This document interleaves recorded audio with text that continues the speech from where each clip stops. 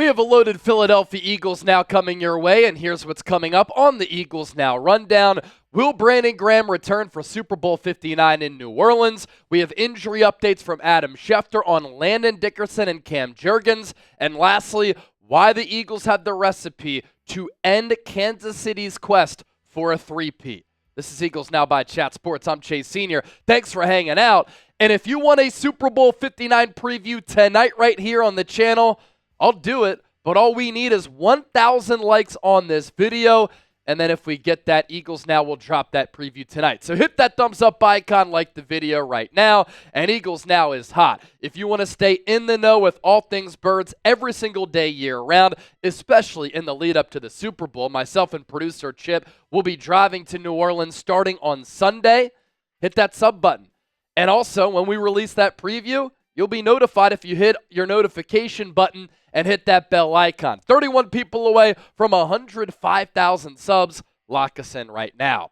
Let's begin with this. Will BG return for Super Bowl 59? Let's give you the latest on that front. A report had surfaced after the NFC Championship game in which the Eagles dump trucked the Commanders 55-23. Most points ever scored in a conference championship game, by the way, that the Eagles would activate Graham off of injured reserve. He tore his triceps at SoFi Stadium on the road in primetime, Week 12 against the Los Angeles Rams. Usually that is an injury that will end your season, but with some medical advancements, with the recovery being what it's been for Brandon Graham, he said on Monday night he's taking it one day at a time, and he could be elevated off of injured reserve. Here's what he said during his appearance on Sports Radio 94 WIP in Philadelphia. One day at a time. I ain't heard nothing, man. I'm just excited to be here, excited for this team, excited for this moment. This has been the easiest injury, I'd say, out of the injuries I've had. Upper body stuff, a little bit easier. It's just making sure I'm building muscle, I'm getting stronger, and doing the right things where I'm not re-hurting it. We'll see what the doctors say, see what's going on, and go from there.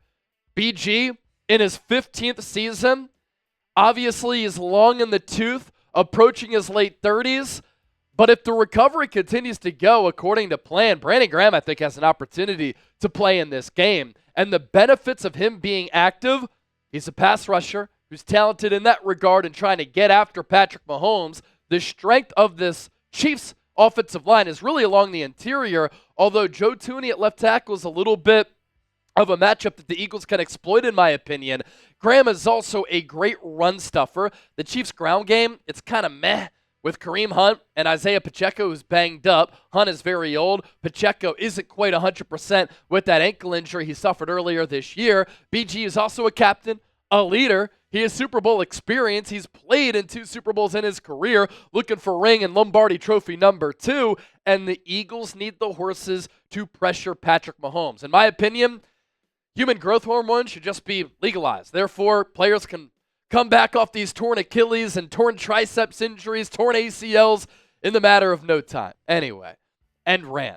Graham in 2024, though, all jokes aside, he was playing awesome prior to that injury against the Rams. And even though he's been in the league for so long, drafted in the first round all the way back in 2010 out of Michigan, I thought he was having one of his finer seasons in recent memory. He did have 11 sacks back in 2022, but he was putting together a really sound all-around 2024 campaign. Overall PFF grade of 78.6, run defense grade of 80.1, pass rush grade of 71.8, 3.5 sacks, 20 pressures, 13 hurries, 3 hits, on 169 pass rush snaps. Of course, at this point of his career, he's a rotational pass rusher, but he was making the most of those opportunities. And what a run in Philadelphia it has been for this Philadelphia legend.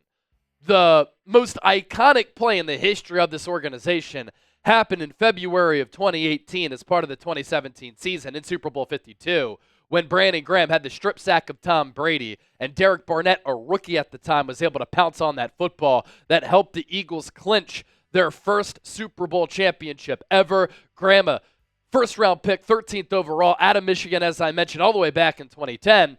And so we're running on 2025 right now, still in the league making plays happen. Against the Rams, the final game that he played this year, He was tremendous. I mean, he was causing havoc against the run and against Matthew Stafford, second-team All-Pro in 2016, Pro Bowler in 2020, 76.5 career sacks. That ranks number 3 all-time in the history of this organization, and he's also been very durable.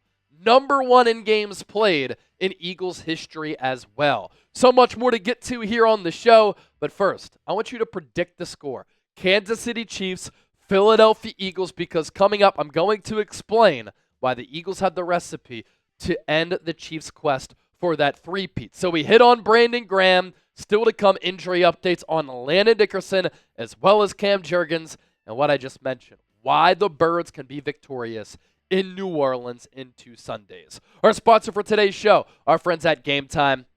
If you're making the trip to New Orleans, let us know. You can meet up with myself and producer Chip. Would love to do an Eagles fan meet and greet with any of the real ones who watch the show and are going down in New Orleans. If you're going to the game, download the GameTime app, create an account, use the code CHATSPORTS, CHATSPORTS, and you get $20 off. Terms apply, first purchase only. Last-minute tickets, lowest price guaranteed. If you have the flight to New Orleans, you haven't gotten tickets yet, you can wait until you're in the Big Easy to get those tickets because GameTime specializes in those last-minute tickets at the lowest price guaranteed, with prices dropping as the event gets closer. You can see the view from your seat before you buy, so you know exactly what to expect when you arrive. Here's a look at the Superdome in New Orleans to get a sense of where you could sit, the price points, and the vantage point from those seats, thanks to a new feature called GameTime Picks. Instead of having to sort through thousands of tickets, GameTime will give you the best price point and the best vantage point. They have flash deals and zone deals. The GameTime guarantee, if you find a lower price elsewhere, GameTime will credit you 110% of the difference. You get the lowest price guaranteed with GameTime, so take the guesswork out of buying tickets with the sponsor for today's show. To the Eagles' offensive line and the injuries occurring there in the lead up to, during, and after the NFC Championship game. First, Landon Dickerson. He started at center, slid over from left guard for the injured Cam Jurgens against Washington. And then in the first half, injured his knee. Still finished the half and even snapped the ball successfully to Jalen Hurts on some brotherly shove plays. But then in the second half, after halftime, coming at a recess, Dickerson couldn't go. So Cam Jurgens replaced him. And then Dickerson was seen after the Eagles won the game with the confetti falling down, limping off the field at the link. Which brings us to Cam Jurgens. He injured his back in the divisional round against the Rams. Then he worked out pregame on Sunday. He was doing some drills with Jeff Stoutland, the Eagles medical staff watching on. So was Howie Roseman. After he went through his pregame routine, he had a conversation with Howie and the doctors for this organization. And what the Eagles decided to do was not start him, still have him active in the case of an emergency. Wonderful management by the Eagles because Dickerson gets hurt, Jurgens was still active, utilized in an emergency situation, and the Eagles needed him because of the emergency and the injury to Landon Dickerson. And Tyler Steen was able to stay at left guard, and I thought he played pretty well at that left guard spot for Philadelphia. So Jurgens had to finish the game due to that Dickerson injury. He was also banged up, and he too was moving around gingerly because of that back injury. Update from Adam Schefter. He went on the Pat McAfee Show on Monday, January 27th, as we're recording this show on Tuesday, January 28th, and Schefter said that the Eagles didn't think that Jurgens was going to be able to play, but he gutted it out. He was active as an emergency option.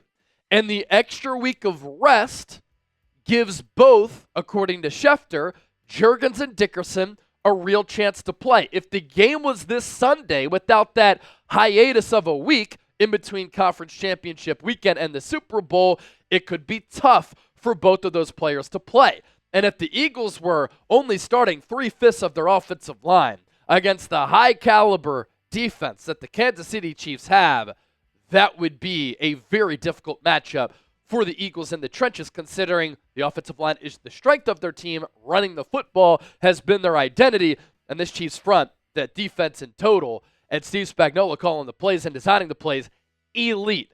So If Jurgens and Dickerson can play, this is huge, huge news for the Eagles here. Because again, the strength of this Eagles offense is their offensive line and their run game, and the Chiefs are stout in the trenches and very good against the run. The Chiefs' offense this year, pretty average. They are 12th in points per game scored, but 19th in yards, 22nd in yards per play, 3rd on third downs. That's the Mahomes, Andy Reid effect right there. So Philadelphia's going to have to get off the field on third downs. They're 22nd, though, in the red zone. So they've settled for a lot of field goals there, sub 54%.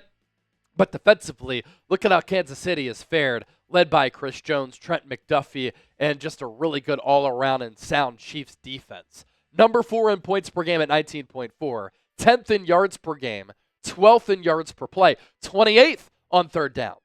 So again, Eagles defense and offense converting and having success on third down could go a long way in determining a winner. And the Chiefs' red zone defense, they've kept teams out of the paint. Number 10 in red zone touchdown scoring percentage. Chiefs defense advanced here. Yards per rush, 4.2. 9th best in the regular season. Rushing yards per game, 106.7. That too, 9th. I think the Eagles can have success in running it because they've had success running it against any team they've matched up with this year. I think Jeff Stoutland does a great job as the run game coordinator, coaching this offensive line. Kellen Moore also scheming things up. The talent and the brute force of that Eagles offensive line, the special vision, patience, explosiveness, and home run ability of Saquon Barkley. I think the Eagles can find success on the ground in this game. But if they can be multiple like they were against Washington, they're so hard to stop.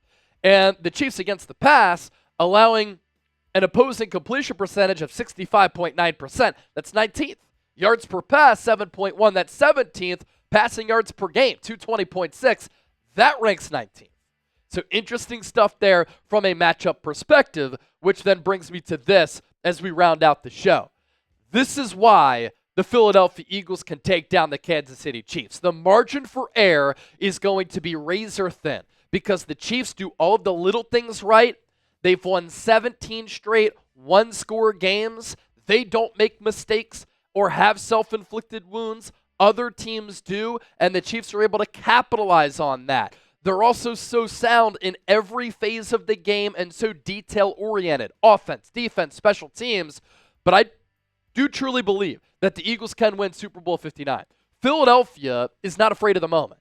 Philadelphia dethroned Tom Brady and Bill Belichick, denying them their second straight Super Bowl back in 2017. They can slay the Patrick Mahomes and Andy Reid dragon. There is a formula for how to beat the Chiefs in a Super Bowl. In 2020, the Tampa Bay Buccaneers, led by Todd Bowles' defense, Tom Brady was the quarterback, set a record with 29 quarterback pressures of Patrick Mahomes. No other team has had more in Super Bowl history.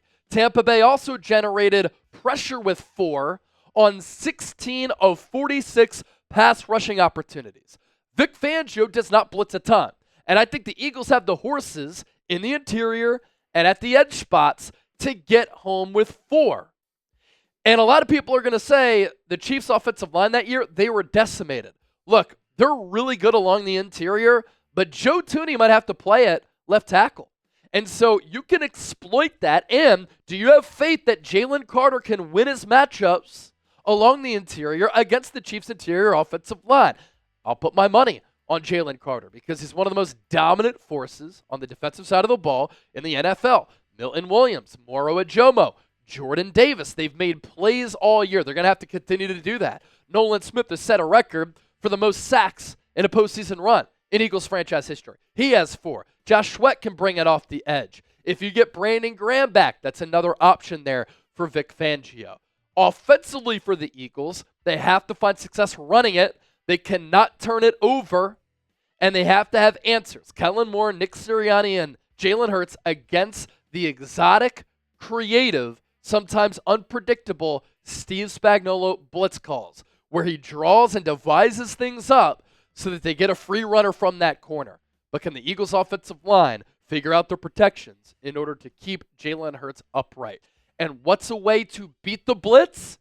Running the football. If you hate the Chiefs, type FKC down in the comment section. You know the motto every single day if you're a true Birds fan. It's Go Birds! And the motto over the next 2 weeks, FKC, FKC.